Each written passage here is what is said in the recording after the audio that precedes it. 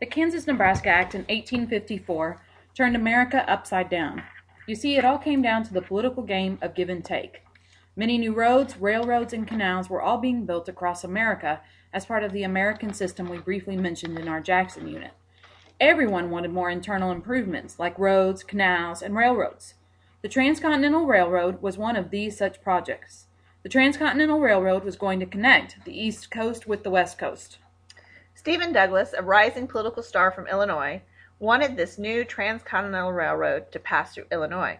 However, the South wanted the railroad to pass through Texas. Once again, we see the argument between the North and the South.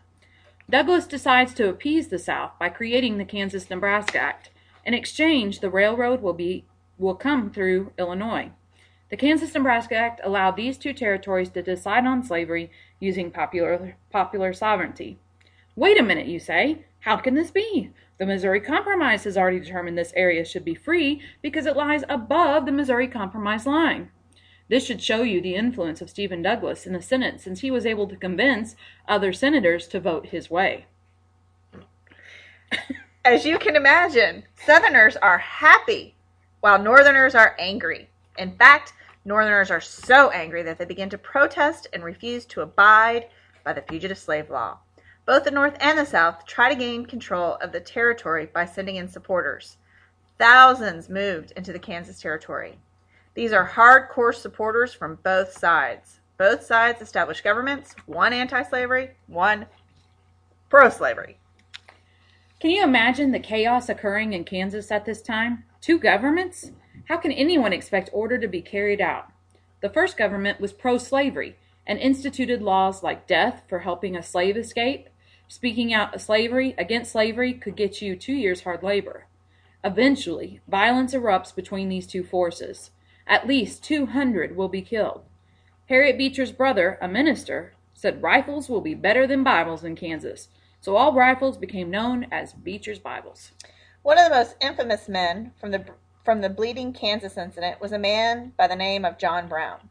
He was an abolitionist to the core. He and his sons ended up murdering 5 pro-slavery supporters in Kansas. This was in the middle of the night, not in some face-to-face skirmish. John Brown will escape from Kansas, but in no way is he done acting out against slavery. In 1861, Kansas was entered in as a free state. All right, here we have repeals the Missouri Compromise. Down here, Southerners are happy, Northerners are angry. And then here we have Bleeding Kansas. I have to tell you about Stephen Douglas. Here, I want you to take a look at this picture and tell me if you don't think that this is absolutely true, what I'm about to tell you. I don't know if any of you have had the opportunity to read the book Abraham Lincoln, Vampire Hunter, but in that book, it talks about how Stephen Douglas is in fact a vampire. And look at all the influence he had in the Senate. I think that he used his mind control powers to convince the people in the Senate that what he was doing was right. You tell me what you think. Look at this painting of John Brown. He's a little larger than life, isn't he? Do you think the artist was a supporter of John Brown or not? What in the painting supports your answer? And yes, you are really answering this question. Many more fights are occurring in Congress, specifically in the Senate. Charles Sumner was a senator from Massachusetts. He was also an abolitionist who criticized South Carolina Senator Butler, who was elderly and not even present.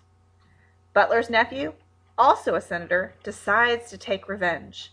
The next day, he attacks Charles Sumner in the Senate with a cane until Sumner ends up falling down, as shown in the artist's rendering above. Many Southerners will send canes to the nephew to show support for his beating of Sumner. By the way, there's no above.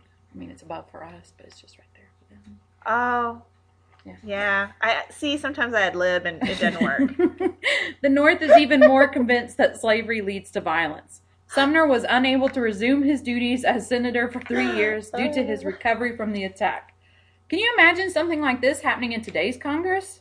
Once again, though, you see the tempers flaring between these two factions. Barbarians. This map shows you the outcome of the Kansas-Nebraska Act. As you can see, the line that marks the Missouri Compromise goes all the way across the United States. Not that it means anything at this point, because the Kansas-Nebraska Act has just completely done away with the meaning of this line. In 1854, the modern Republican Party formed, although just like the Democrats, their views have changed much over the years. The Free Soils dissolved their political party and instead joined the Republicans along with many Northern Democrats and anti-slavery Whigs. This party had the same goal as the Free Soilers, to keep slavery out of the territories. In other words, to keep slavery from spreading. John Fremont will be the presidential candidate for the Republican Party in the election of 1856. Even though he didn't win, he nearly did, and without the support of any Southern state. Your blank here is the goal was to keep slavery out of the territories. This was filmed before a live studio audience.